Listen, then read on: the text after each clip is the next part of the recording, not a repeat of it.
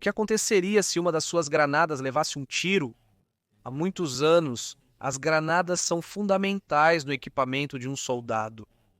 Elas não pararam de evoluir desde que se generalizaram na Primeira Guerra Mundial e, portanto, existem muitos tipos de granadas. Hoje veremos o que aconteceria se cada uma delas recebesse um tiro e como o efeito muda dependendo das características individuais dessas. Também veremos se seria mortal no caso de um soldado as carregar consigo e se elas conseguiriam ser detonadas. Comecemos pelas granadas de atordoamento ou flashbang.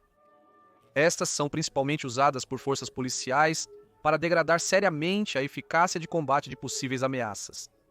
Uma das granadas de atordoamento mais populares no mundo são as M84, que ao explodir, produzem um clarão de entre 6 e 8 milhões de candelas e um som entre 170 e 180 decibéis, ou seja, produzem um clarão de aproximadamente 50 mil focos de luz, e um som equivalente ao de um avião com motores a jato decolando. Sua carga consiste em aproximadamente 4,5 gramas de uma mistura pirotécnica metálica, oxidante de magnésio ou alumínio junto a um reagente como perclorato de amônio ou perclorato de potássio. A 1084 tem uma operação bastante simples e similar à das outras granadas. Esta ao retirar. Os seguros iniciam uma mecha retardante e posteriormente um fusível que aquece a mistura de magnésio e inicia a explosão dos químicos da carga principal. Quando estes se misturam totalmente, explodem de maneira violenta, causando o clarão. O que aconteceria se uma dessas granadas fosse atingida por um tiro? Essas granadas eles só têm uma camada metálica mínima, que é basicamente um recipiente de chapa onde estão os componentes químicos. E também tem uma camada grossa de aço que é para conter a explosão, para apenas deixar sair luz e som. Embora você não acredite, essa camada externa é bastante grossa, sendo capaz de conter efetivamente a explosão de magnésio e permanecer intacta. Um tiro de baixo calibre apenas a quebraria, impedindo a passagem do projétil. Mas uma munição intermediária, sem dúvida, penetraria o tubo de aço sem problemas. O magnésio é bastante volátil quando exposto a altas temperaturas e pressão. Facilmente, uma munição intermediária poderia iniciar a mistura de magnésio dentro de uma granada, sem consequências letais para o pobre soldado que a tenha no peito, já que a maioria da explosão é contida dentro da granada. Ele só sofreria algumas queimaduras e, claro, os efeitos da granada. Agora vamos continuar com as granadas de fumaça. Estas geralmente são um tubo de metal com buracos em cima e embaixo e usam um dispositivo de ignição, semelhante ao das outras granadas, só que seu funcionamento é através de uma mistura iniciadora que, no caso das granadas de fumaça, para impedir a visibilidade, queimam uma mistura de ácido tereftálico e fósforo. Um projétil poderia facilmente penetrar recipientes de metal e queimar parte da mistura de maneira irregular. Só gerará fumaça de maneira normal se o projétil conseguir queimar a mistura iniciadora, que está na parte superior, obviamente sem consequências letais para o soldado que a carrega. Embora as granadas de fumaça costumem esquentar bastante enquanto a reação química está ocorrendo. Agora uma das mais interessantes, as granadas incendiárias. Existem muitos tipos de granadas incendiárias, mas eu gostaria de me concentrar nas de termite e nas de fósforo branco. As granadas incendiárias costumam ter um mecanismo de ignição muito semelhante ao das granadas de gás, basicamente são a mesma coisa, mas com diferentes componentes químicos. Particularmente as de termite têm um composto de alumínio e óxido metálico, que produz uma reação aluminotérmica conhecida como reação termite. Este material queima a 3.000 graus Celsius. Para que você tenha uma perspectiva, a superfície do Sol está a 5.000 graus Celsius, então a termite queima a quase metade da temperatura do Sol. A termite foi usada na Segunda Guerra Mundial por forças aliadas, principalmente para destruir seu próprio equipamento militar, se fosse ser capturado, ou para destruir equipamento militar alemão, como suas peças de artilharia capturadas. Também era usado em bombas de fragmentação, que eram absurdamente eficazes. Graças à sua temperatura, literalmente liquefazia o aço, tornando-o praticamente um líquido. Se uma granada de termite levar um tiro, na maioria dos casos não acontecerá nada. As granadas de termite têm uma temperatura de ignição realmente alta, Então a pólvora ou a nitrocelulose usadas em outras granadas não conseguem acender a termite. Apenas seu mecanismo de ignição pode conseguir a ignição da granada. Alguns desses mecanismos usam tiras de magnésio, material usado nas granadas flashbang. Outros usam uma combinação de glicerina e permanganato de potássio. A única maneira de um projétil acender uma granada termite é se conseguir atingir o mecanismo de ignição, fazendo com que ele se acenda. No caso das granadas incendiadas por fósforo branco, a coisa muda radicalmente.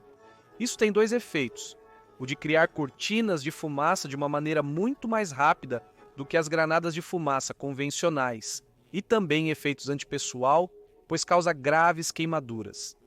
Foi muito popular nas guerras do Vietnã e do Golfo. Esta usa apenas um detonador que, ao explodir, expõe a granada ao oxigênio e a um calor significativo, acendendo a substância de fósforo branco. Este, ao contrário da termite, é muito volátil. O fósforo branco, apenas ao estar exposto ao ar, começa a queimar. Este atinge temperaturas de 550 graus Celsius e é extremamente letal ao contato. Um tiro que apenas penetre a estrutura da granada definitivamente a fará detonar. Qualquer uma dessas duas granadas incendiárias, no caso de detonar no peito de um soldado, sem dúvida alguma o acabariam de uma maneira muito brutal e dolorosa. As granadas de fragmentação são mais simples e seu efeito é muito mais previsível. Estas são as mais comuns do mundo. As mais populares poderiam ser as granadas 1000K2 da Segunda Guerra, 1000 Mundial e suas sucessoras, as 1067. Elas são destinadas a produzir estilhaços de plástico duro, de aço, de arame farpado, de esferas de metal ou até mesmo com sua própria carcaça para eliminar o inimigo. Sua ação é simples. Ao remover os seguros, o martelo atinge um detonador ativando o pavio retardante que, ao chegar ao final, inicia a detonação da pólvora em seu interior, fazendo com que após a explosão o corpo colapse e se fragmente em milhares de pedaços que voam em todas as direções. Seu alcance letal costuma ser de 20 metros, mas os estilhaços podem superar os 100 metros de distância. Acredite ou não, a carcaça das granadas de fragmentação costuma ser bastante grossa, sendo capaz de conter grande parte da explosão. No entanto, estas seriam facilmente penetradas por um projétil intermediário. Se um projétil intermediário a atingir, sem dúvida alguma detonaria a pólvora em seu interior ou o explosivo que tenha dentro.